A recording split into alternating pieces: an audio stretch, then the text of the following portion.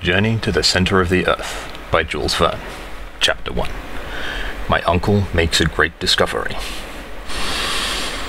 Looking back to all that has occurred to me since that eventful day, I am scarcely able to believe in the reality of my own adventures. They were truly so wonderful that even now I am bewildered when I think of them. My uncle was a German, having married my mother's sister, an Englishwoman. Being very much attached to his fatherless nephew, he invited me to study under him in his home in the fatherland. This home was in a large town, and my uncle a professor of philosophy, chemistry, geology, mineralogy, and many other ologies. One day, after passing some hours in the laboratory, my uncle being absent at the time, I suddenly felt the necessity of renovating the tissues, i.e., I was hungry and was about to rouse up our old French cook, when my uncle, Professor von Hartwig, suddenly opened the street door and came rushing upstairs. Now, Professor Hartwig, my worthy uncle, is by no means a bad sort of man. He is, however, choleric and original. To bear with him means to obey. And scarcely had his heavy feet resounded within our joint domicile than he shouted for me and to attend upon him. Harry. Harry. Harry. I hastened to obey, but before I could reach his room, jumping 3 steps at a time, he was stamping his right foot upon the landing. Harry, he cried in a frantic tone. Are you coming up? Now, to tell the truth, at that moment I was far more interested in the question as to what was constitute our dinner than in any problem of science. To me, soup was more interesting than soda, an omelette more tempting than arithmetic, and an artichoke of 10 times more value than any amount of asbestos. But my uncle was not a man to be kept waiting, so adjourning, therefore, all minor questions, I presented myself before him. He was a very learned man. Now, most persons in this category supply themselves with information, as peddlers do with goods, for the benefit of others, and lay up stories in order to diffuse them abroad for the benefit of society in general. Not so my excellent uncle, Professor Hartwig. He studied, he consumed the midnight oil, he pored over heavy tomes, and digested huge quartos of folios in order to keep the knowledge acquired to himself. There was a reason, and it may be regarded as a good one, why my uncle objected to display his learning more than was absolutely necessary. He stammered, and when intent upon explaining the phenomena of the heavens was apt to find himself at fault, and allude in such a vague way to sun, moon, and stars that few were able to comprehend his meaning. To tell the honest truth, when the right word would not come, it was generally replaced by a very powerful adjective. In connection with the sciences, there are many almost unpronounceable names very much resembling those of Welsh villages, and my uncle being very fond of using them, his habit of stammering was not thereby improved. In fact, there were periods of his discourse when he would finally give up and swallow his discomfiture in a glass of water. As I said, my uncle, Professor Hartwig, was a very learned man, and I now add, a most kind relative. I was bound to him by the double ties of affection and interest. I took deep interest in all his doings and hoped someday to be almost as learned myself. It was a rare thing for me to be absent from his lectures. Like him, I preferred mineralogy to all other sciences. My anxiety was to gain real knowledge of the earth. Geology and mineralogy were to us the sole object of life, and in connection with these studies, many a fair specimen of stone, chalk, or metal did we break with our hammers. Steel rods, lodestone, glass pipes, and bottles of various acids were oftener before us than our meals. My uncle Hartwig was once known to classify 600 different geological specimens by their weight, hardness, fusibility, sound, taste, and smell. He corresponded with all the great, learned, and scientific men of the age.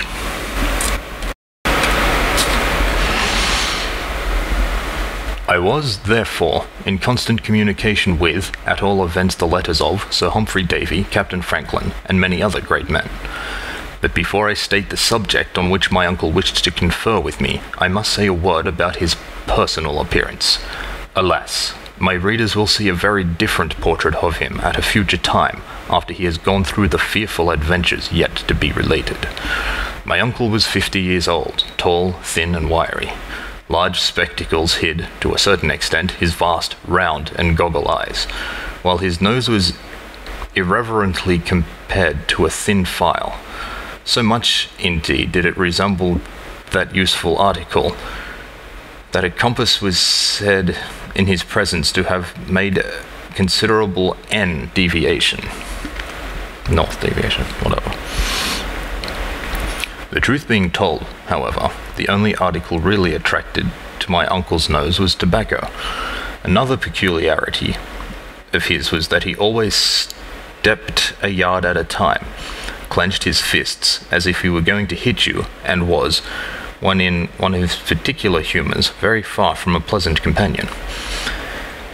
It is further necessary to observe that he lived in a very nice house, in that very nice street, the Königstrasse,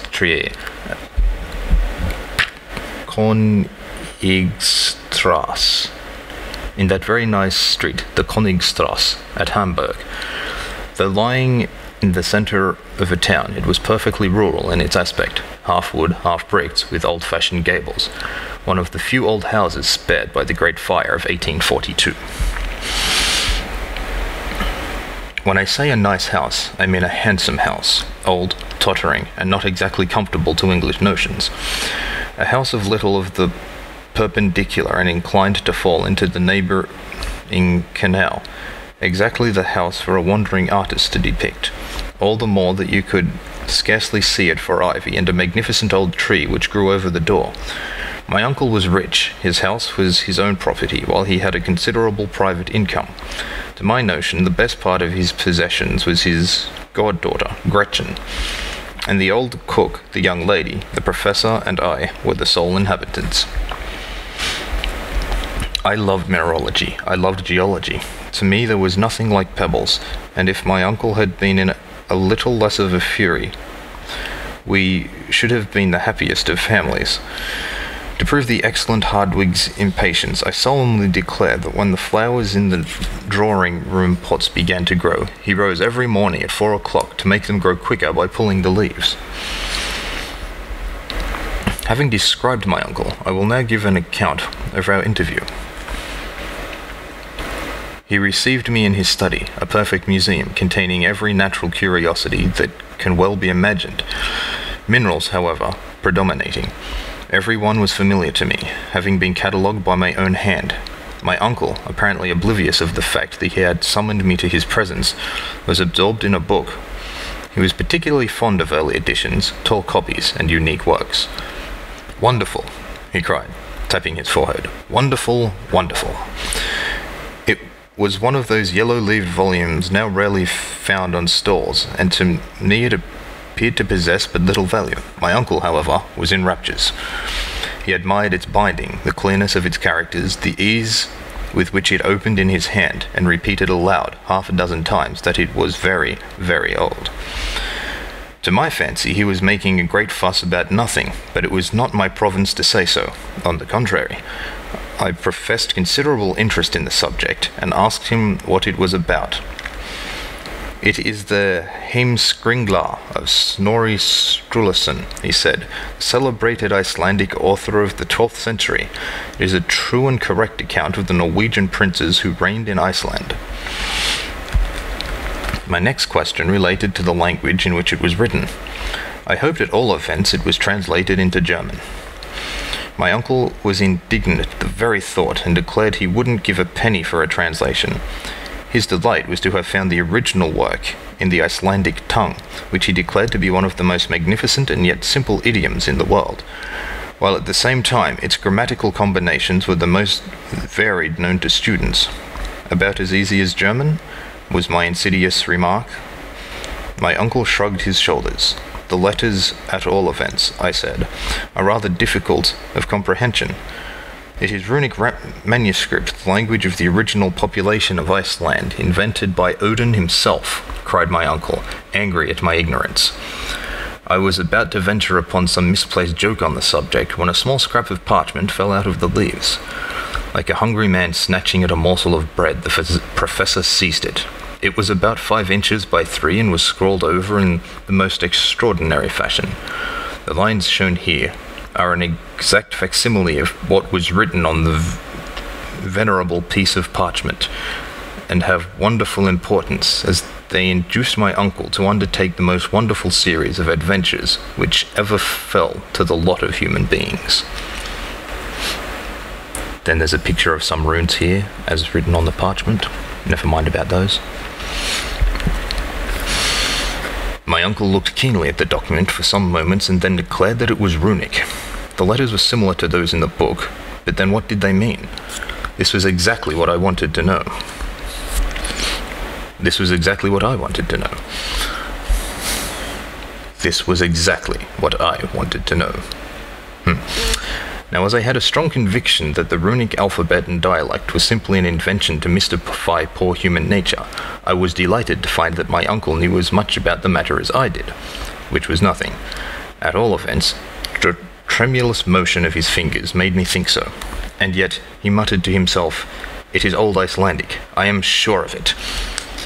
And my uncle ought to have known, for he was a perfect polyglot dictionary in himself.